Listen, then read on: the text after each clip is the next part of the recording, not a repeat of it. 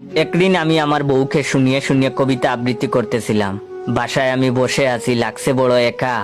বউ আমার কয় না কথা, খাইছি আমি সেকা। কবিতা শুনে বউ মুচকি এসে জবাব দিল, সারাদিন তোমার মতন আজাইরা তাকি না আমি। অফিসে তুমি না গিয়ে কেন করো পুংটামি। ঠিক তখনই রুমে মা এসে হাজির হলেন। আমাদের এমন ছন্দ দেখে মা বললেন, ছেলে আমার রইছে বাসায়, করে না কেউ যতন, মুখটা তার হইছে এখন বিড়ালের মতন। আব্বা বারান্দায় বসে পেপার পড়ছেন। আমাদের এমন ছন্দ শুনে হাসতে লাগলেন।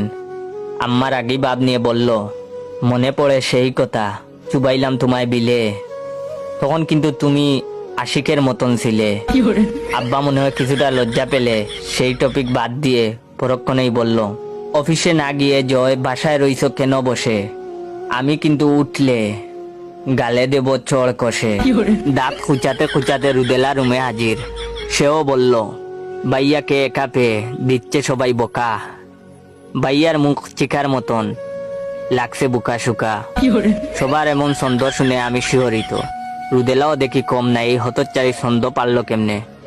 একটু পর আবার রুমে ছোট ভাই হৃদয় হাজির। সেও বলল, ভাইয়া তুমি রাগ করে বাসা থেকে যাও চলে, সেই খুশিতে লাফালাফি করব উঠে আব্বার কুলে। আব্বা ব্রু কুচকে তাকিয়ে বলল, ফাজলামু তুই করবি না, এইখান থেকে সর, নইলে তোর গালে মারবো একটা চড়। আমাদের সবাইকে অবাক করে ডিগবাজি দিয়ে রুমে আমার ফ্রেন্ড রিয়াদ হাজির। সে এসেই আমার পেটে গুতা মারলো।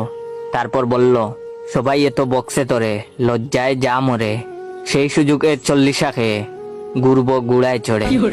তারপর আর কিছু মনে নাই। জ্ঞান ফিরে নিজেকে হাসপাতালে আবিষ্কার করলাম।